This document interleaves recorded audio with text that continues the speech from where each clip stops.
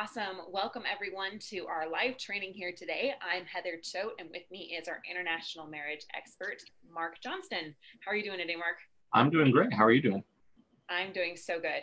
Awesome. So we got a lot of feedback from you all that you're really wanting to have more understanding in your marriage.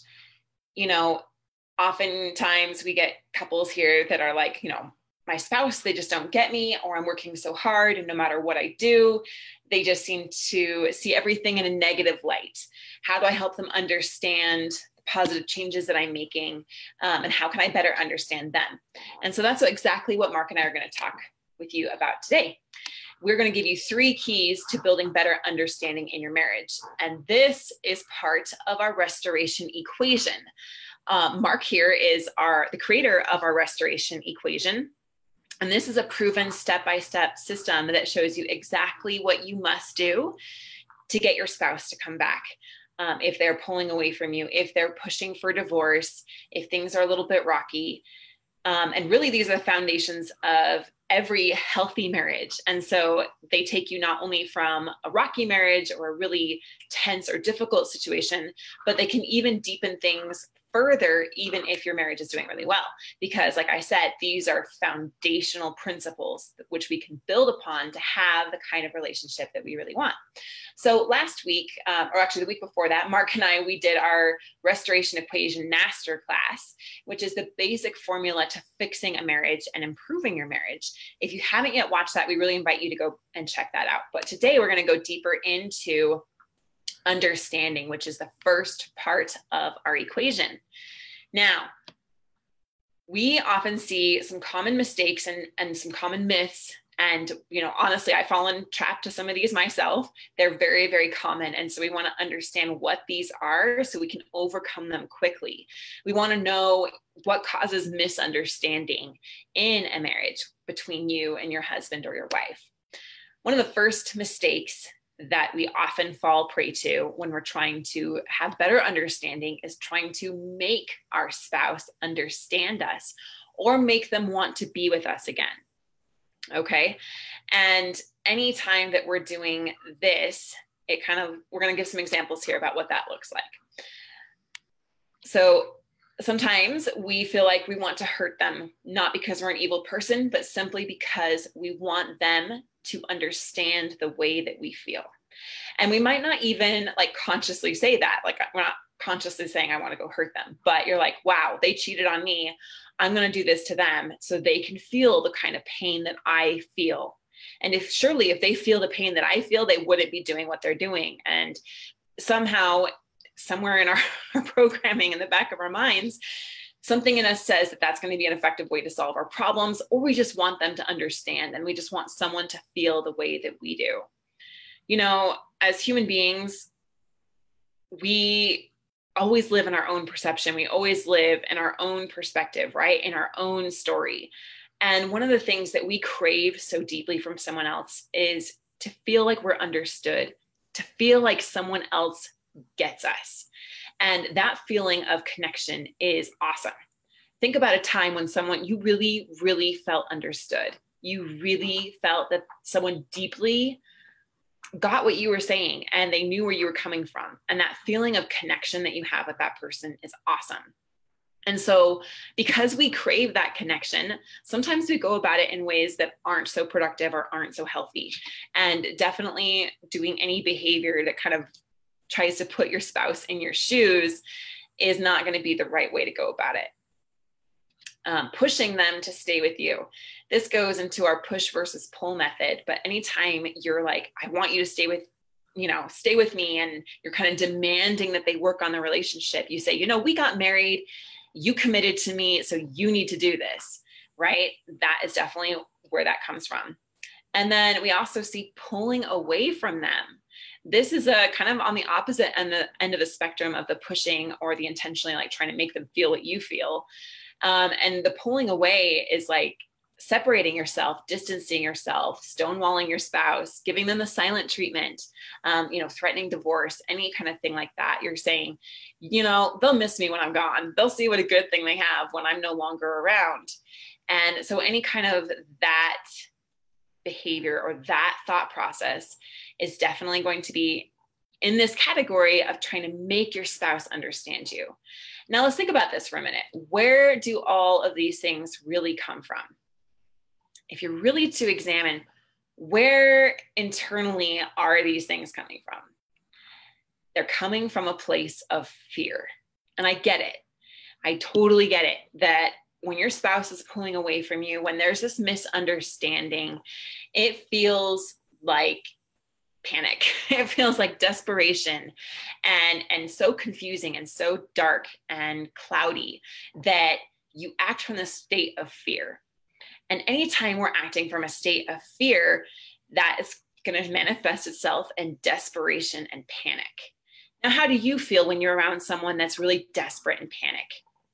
Do you feel really safe with them? Do you feel like opening up to them?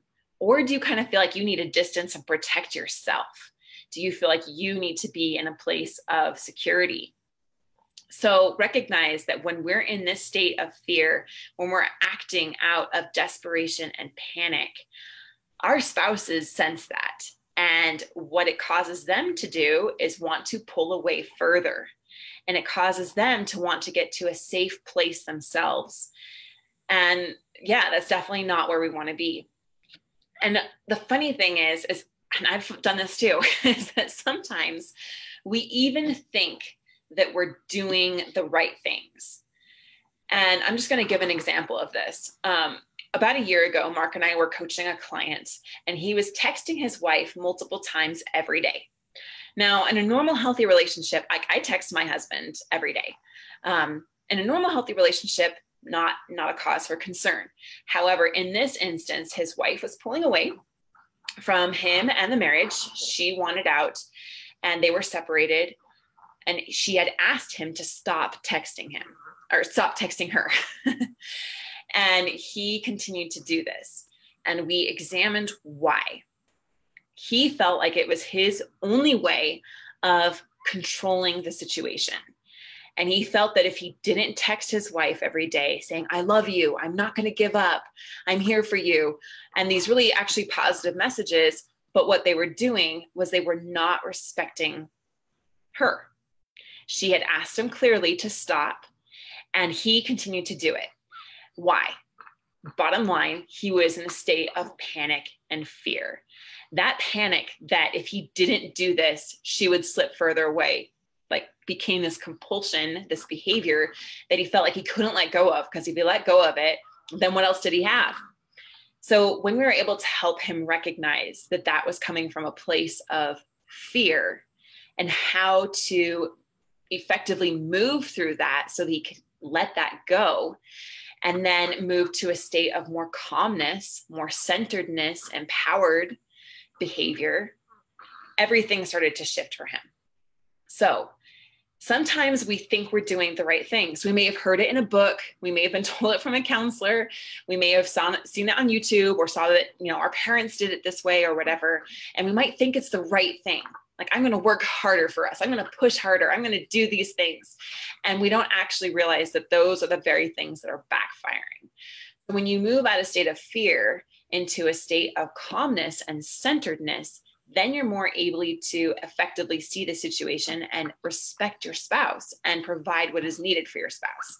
So we'll go deeper into that another time. But I do want us to each examine and do a check-in here with ourselves. What consequences does fear-based interactions have? If someone's acting out of fear, if we are acting out of fear, what is the result of those interactions? What kind of consequences do they really have? And then, is that really the result that you want? So you're the only one that can answer that, right? Is that really the result that I want? Do I want my spouse to feel nervous around me? Do I want them to feel scared? Do I want them to feel unsafe? Do I want them to feel smothered? Do I want them to feel like I'm clenching onto them, right? So let's move into a better way of dealing with things and building better understanding.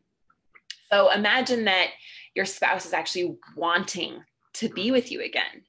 Go back to earlier in your relationship when you were first dating and first falling in love, and how you just craved being around each other, that they were happy to be around you, that they're eager to be around you and appreciative of the time that you guys spend together, that they're willing to communicate, they're willing to open up. There's no stonewalling, there's no tension, there's no arguments. There's just an easy openness again. And that you're able to work together as a team to solve deeper issues.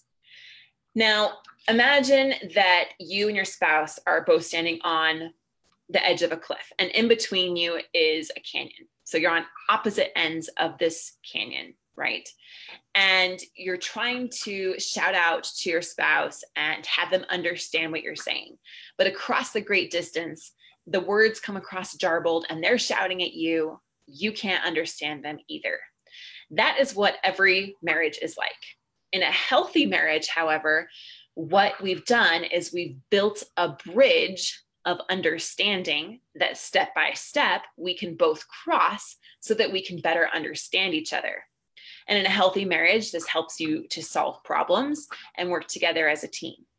But oftentimes in an unhealthy marriage, the bridge might be completely gone. It may have been like washed out by a massive flood, or you may be missing a few pieces here and there that are really blocking you and your spouse from truly understanding each other.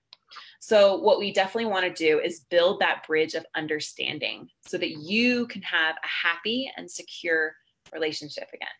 Sounds pretty good, right? Leave a comment, say yes if you want that, because I know you do. That's why you're here, right? All right. So we're going to give you 3 keys today. And here's the first key of understanding. And this all comes down to understanding yourself, because you are 50% of the equation in your marriage. So if you want better understanding in your marriage, you need to understand yourself. Okay. And in the group, Alicia asked this question: how do you understand your spouse when they don't even understand themselves? And that is a perfect question for this, because it really comes all down to understanding ourselves as the first key here, because you cannot give what you don't have. Okay. So many times we are asking people to understand us. Sometimes we're demanding that they understand us, but we aren't even slowing down enough to realize that we have no idea who we really are. We have no idea what we really want. And if we don't understand who we are and what we want, how can we expect that of someone else? Right? So I want you to rate yourself here. Take a minute, focus in, stop the distractions, and really center on this, because this is important. Rate yourself on a scale of like 1 to 10. 1 being you have no clue who you are.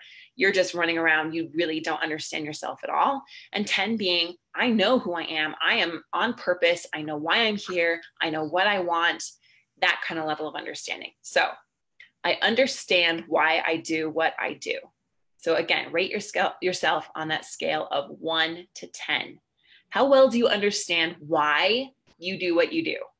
Or are you kind of like me? Sometimes I sit there and I wonder, why am I even doing this? How long have I been doing this? And why I don't even know why I'm doing it, but I still continue to do it. Kind of caught in a cycle there. So it's being aware of why you're doing what you're doing. Another question. I understand why I feel what I feel. For years, I'm being really transparent here, I would literally be at the end of my day completely anxious or completely depressed and stressed out or whatever it was. And I would have no idea why, because I was not aware of why I was feeling what I was feeling. I'm like, I feel this way. I have no idea why. And again, I am aware of what I'm thinking. Are you aware of what you are thinking throughout the day? I really love Bob Proctor talks about that. If we said what we were thinking out loud, we would be appalled at ourselves, right? We would like never talk to another human being the way that we talk to ourselves. So how aware are we of what we are thinking? And again, on that scale of 1 to 10, I know who I really am at the core of my being. Who am I? At the core of my being, I know who that is. So put that in the comments there on scale of 1 to 10. Where do you fall in this understanding scale of yourself? You really understand yourself, or is there work there that needs to be done? And that's okay. Don't beat yourself up about it. Know that wherever you are, it's all right. Because when you know where you are, then you can know where you want to go. Bottom line, guys, most of us we don't understand ourselves. We don't. We are run by our emotions. And it's like we're out on an ocean without a rudder, without a sail, without a paddle. And we're just letting life take us here and there. We're letting our marriage, our relationship take us here and there. And we rarely stop to examine why we are feeling the way we are feeling. And we rarely stop to think about, where do I actually want to go? So we want our spouses to understand us, but we don't even understand ourselves. That's the work that we have to do, bottom line. I'm going to go really quickly through these, but just a couple philosophical, kind of vague questions here, but I want you to think about this. What encourages understanding? Would it be a clean slate or a messy one? An empty cup or a cup that's already completely full to the top?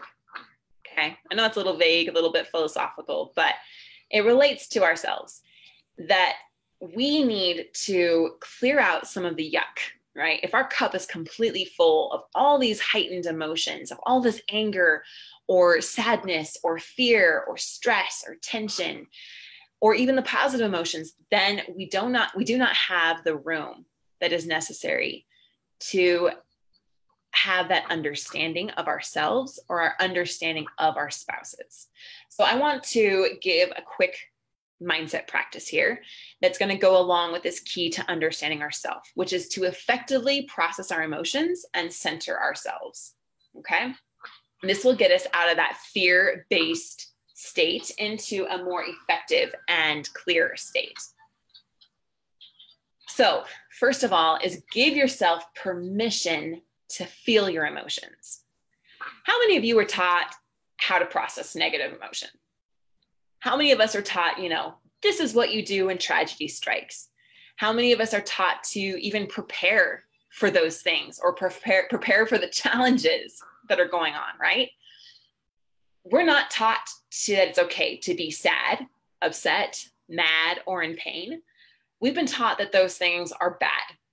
Think back to when you're a child. Do not cry. Be a big girl. Be a big boy. Go to your room if you're going to have a fit. Those kind of things. And we're taught that emotions themselves are good or bad. But feelings, they're not good or bad. They're not right or wrong. They are real. Every emotion is valid to come through. And you can come through anger, sad, frustration, and fear. So you need to give yourself permission and even space to feel through those feelings. We don't want to suppress them and we don't want to express them in ineffective ways. We simply want to feel them and allow ourselves to feel them so that we can move through them. And there are some powerful practices and techniques that we teach our clients on exactly how to do that. Second is determine what the lesson is. In every single challenge and every single difficulty, there is a lesson that life is trying to teach you with that experience. So when you reframe even the hard things as an opportunity to learn, to do better and become better, that is where the magic happens. That is how you develop an inner strength that no matter what happens outside of you, you are good inside. You are strong, you are capable, you are worthy of growth, forgiveness, and you have given yourself permission to fail. Because every time you fail and you get back up and you try again, here a little, there a little, one day you'll wake up and you'll find that those challenges that used to get you down and beat you up, they aren't challenges anymore. Okay. And you've grown into a person that can truly overcome any challenge that life throws at you. And finally, is to heal with radical gratitude. So radical gratitude means choosing to find what you're grateful for, regardless of the circumstances.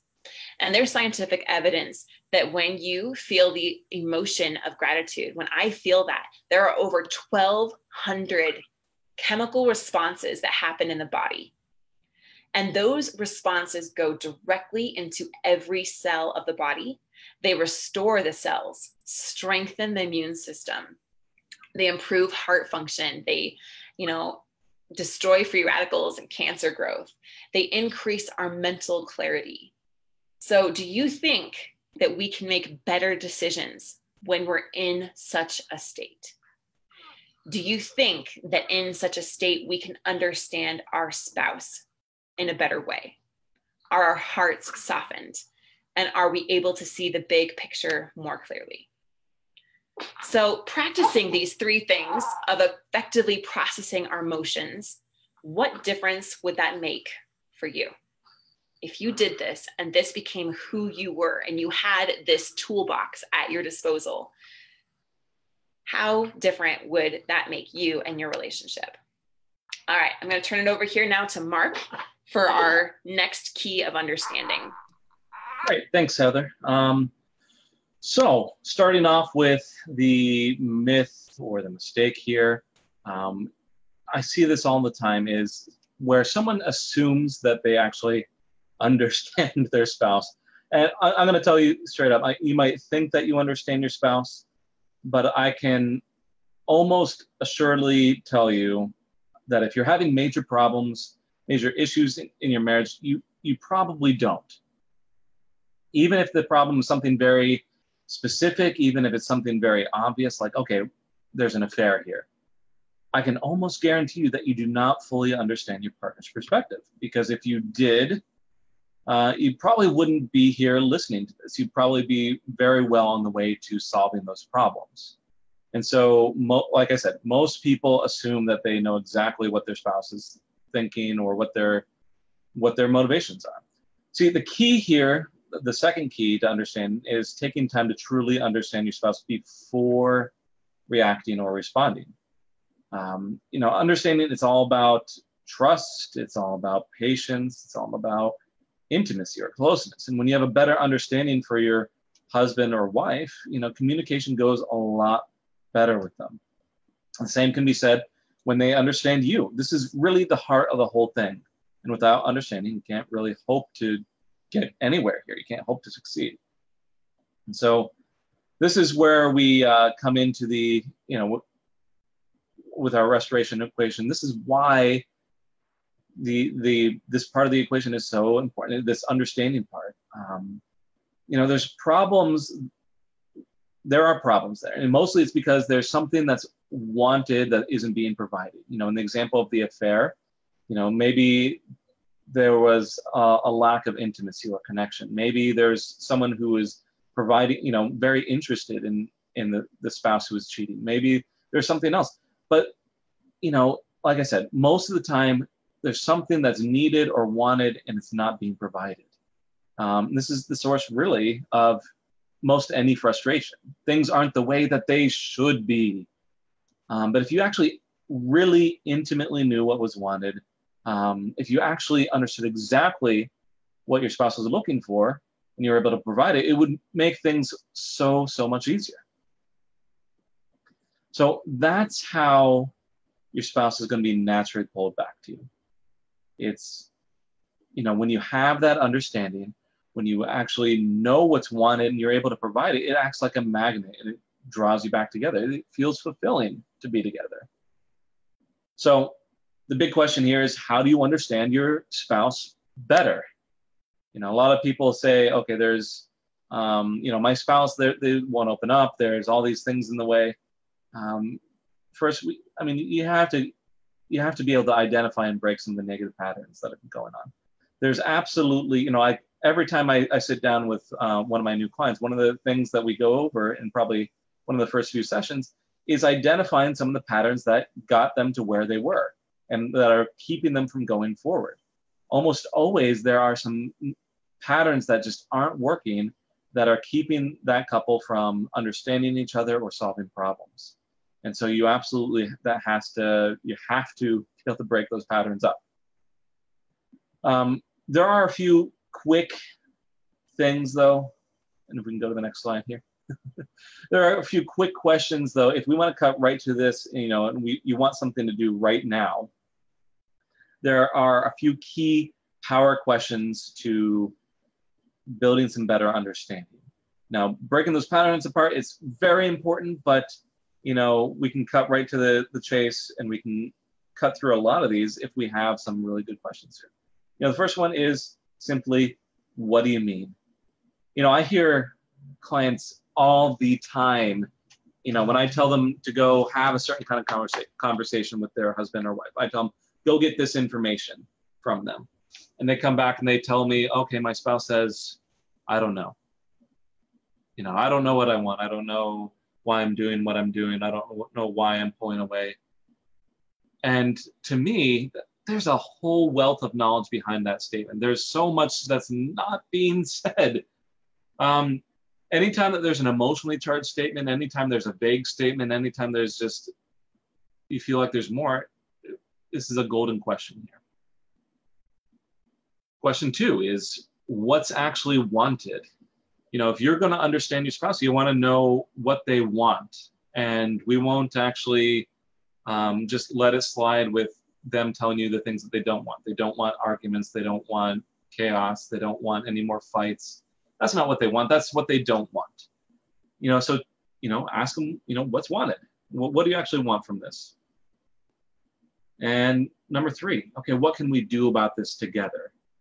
The whole purpose of, getting some understanding when we're talking about big issues like this is moving it towards some action, actually fixing it. And actually working on it together is really a quick way to get through this. If your spouse understands that you are right there with them and you want to solve that problem with them, I can, fairly well guarantee if they actually believe that, they'll take you up on the offer.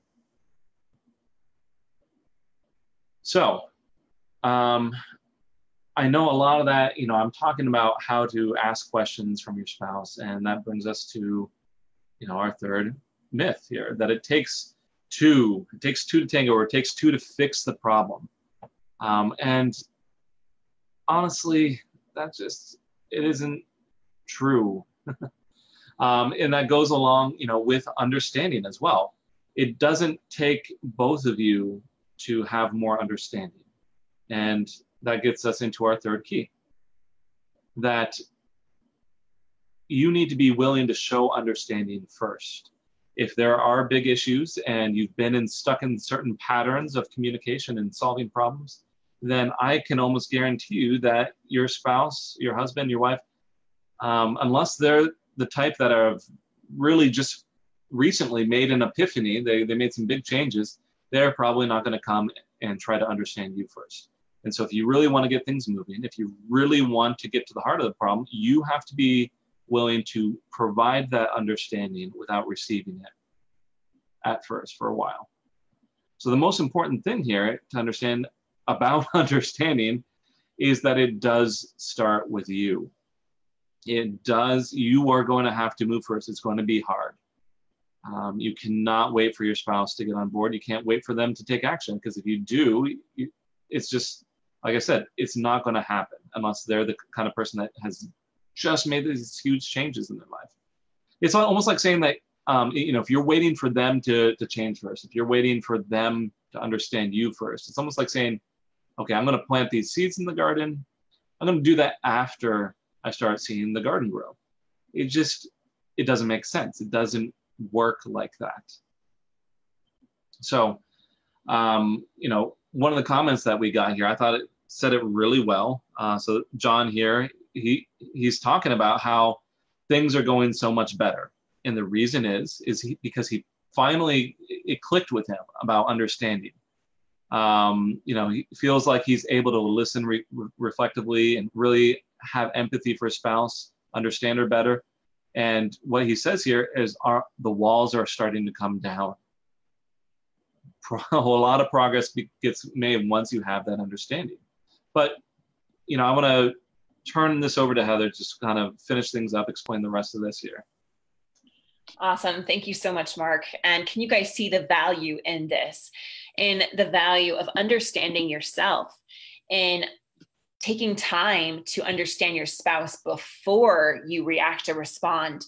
And then be willing to show understanding first without waiting for your spouse to show you understanding. We always want that, right?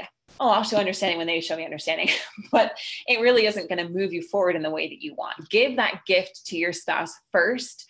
And that is how, like John said in the previous slide there, that's how the walls come down. So to bring this all together, understanding is our first part of our restoration equation here. We also go deeper into restoring hope, meeting needs, and that equals recoupling, which means coming together and having the truly happy and thriving marriage that you want. Now, just a quick question for everyone. Can you think of any problem or any kind of situation with your spouse that you could effectively solve without understanding? I hope you're all saying there isn't one, because truly understanding is the foundation. And when you have that foundation or that bridge, then you are able to go deeper into meeting needs and solving some of those root issues that Mark and I talk about. We don't want to just address the symptoms. We want to get to the root issues. But in order to do that, you must show understanding first. That is how we're going to cross that bridge.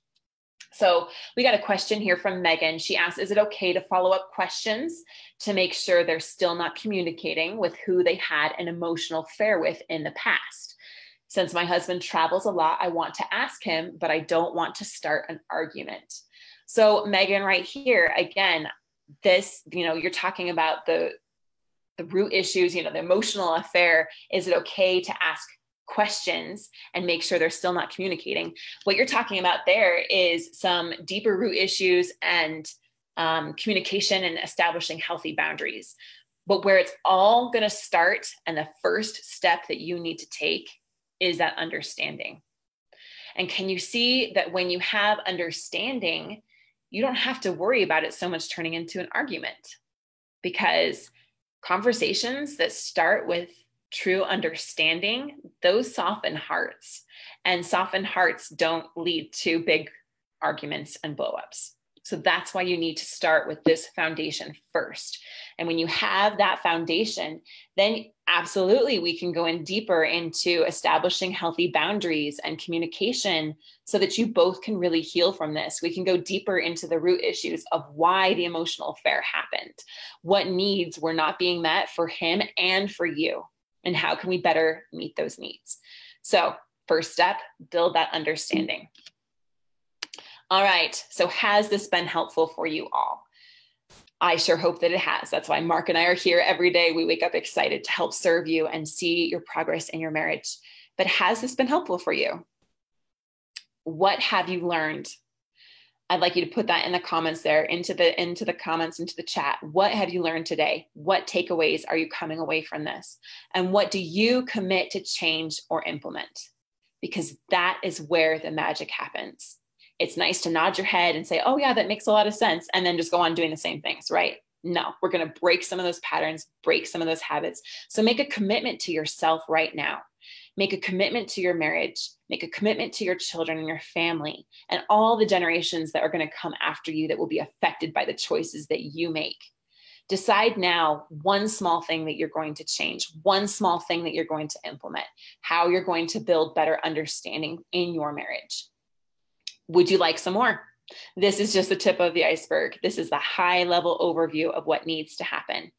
Once we get that understanding, we want to go deeper into our restoration equation so that you can truly start thriving in your marriage. You can be like that ship that isn't just adrift on the ocean with no paddle and no sail and no rudder, but that you know exactly where you want to go.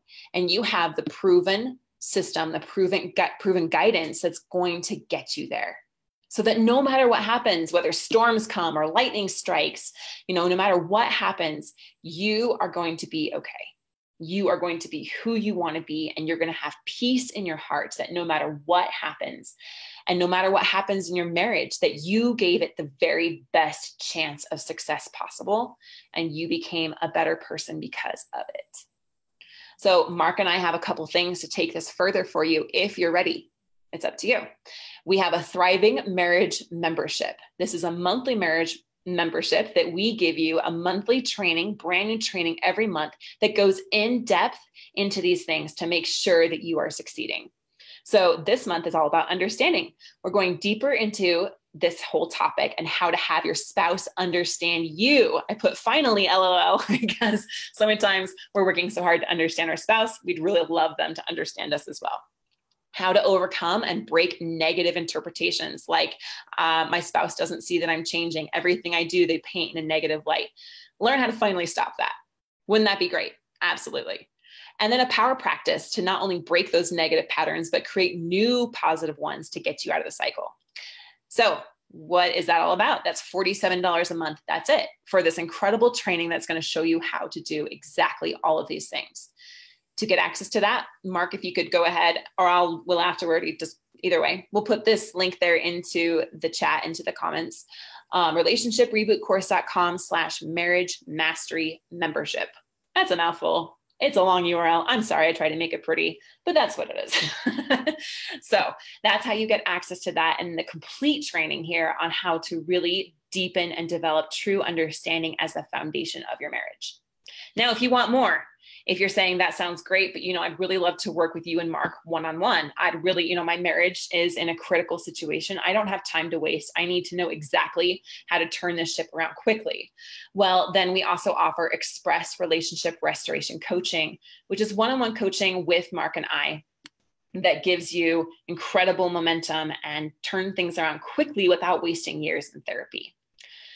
So if your relationship is like our client, Leah, whose husband was having an affair and didn't want to be in the marriage anymore, if that is where you are, then do what she did so that you can have them end that affair and put their wedding ring back on. This was a beautiful moment we celebrated with her. As well as Michael, who's also had his wife put a wedding ring back on. She was pushing for divorce just 6 weeks prior to working with us. That's an incredible thing, but he did the work and we were able to help him with that. As well as Kathy here, that now they're having empathy and care for each other. And like she says, she wished she found us 10 years ago. So where do you want to be in 3 months from now? Where do you want to be a year from now? Who do we accept for this program? We don't take everyone. You must be committed, doing whatever it takes to save your marriage. You must be invested and put forth the time, the money, and the energy to save your marriage for you and your family. And you must be coachable. You must be willing to do what it takes to save your marriage. If that resonates with you, if you'd love to learn more about working with Mark and I one-on-one, we offer a free consultation. We call it a breakthrough session, where we go deep into your marriage and find out what the root issues are for you and how you can most effectively move forward. So to apply for that, just go to highthrivecoaching.com/apply. Thank you so much, Mark. We appreciate your time today, and we appreciate the value that you've given people. And we pray that each of you take this and apply at least one thing and how you can build better understanding in your marriage today. Thanks so much, and we'll talk to you guys next time.